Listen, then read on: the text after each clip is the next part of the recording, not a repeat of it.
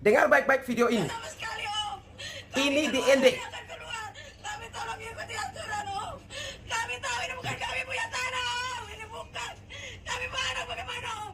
Coba Om pikir kalau saya ini Om Dorong punya saudari. Om, kami tidak ragu. Saya ini di tim suksesnya Pak Deodo.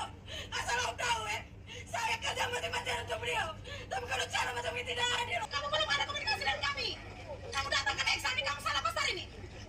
Bagaimana tadi kamu bicara baik-baik kau di sini dengan SPD? Kamu datang ke Eksa nih? Ini salah besar ini. Sebenarnya saya belum tertarik mengangkat isu lokal.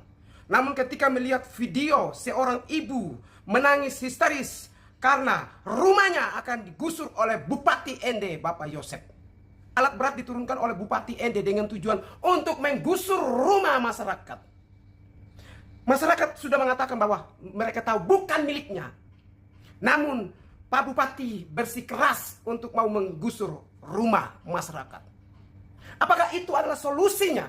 Sementara ketika kita ikuti dalam Undang-Undang 45 mengatakan bahwa negara wajib sejahterakan rakyatnya. Siapakah pemilik negara itu? Siapakah yang menjadi pemimpin atas negara itu? Bupati, gubernur, presiden, dan lain sebagainya. Karena itu ketika masyarakat teriak menangis, harusnya bupati punya hati untuk bagaimana mencari jalan keluar untuk menyelesaikannya. Secara baik, secara berkeluarga, secara adab.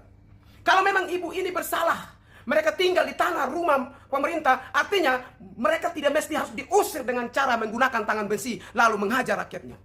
Toh Bapak Bupati jadi bupati, Pak Yosep jadi bupati juga karena mereka yang pilih, mereka yang utus. Mereka percaya bahwa Pak Yosep ini mampu membawa perubahan, mensejahterakan mereka. Namun ternyata setelah duduk, bukan malah memperhatikan dan sejahterakan rakyat, justru menghajar rakyat sendiri. Apakah ini yang namanya pemimpin?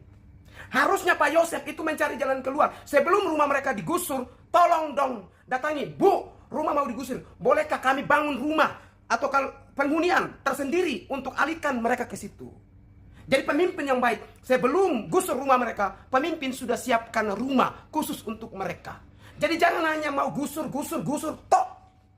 Kalau rumah mereka digusur, terus mereka tinggal di mana? Mereka tidur di mana? Anak-anak mereka tidur di mana? Ingat, Bapak punya jabatan, Bapak punya gaji besar. Mau bupati atau tidak bupati, tetap Bapak punya rumah mewah. Bapak bisa tidur enak, nyenyak lagi. Sampai bermimpi indah. Tapi bagaimana dengan mereka? Ketika rumah mereka digusur, mereka akan tinggal di mana?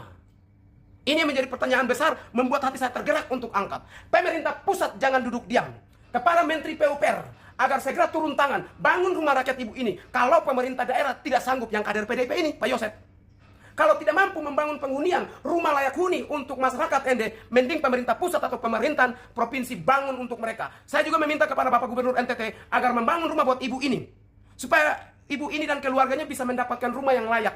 Ya, pemerintah wajib siapkan rumah layak huni untuk mereka. Bukan main gusur, habis itu tinggalkan mereka begitu saja. Jadi kali ini saya soroti karena saya sedih melihat ada seorang ibu nangis histeris. Di manakah hati kita, wahai pemerintah? Apakah Anda senang rakyat itu menangis, selesai itu mereka menderita? Tidak kan?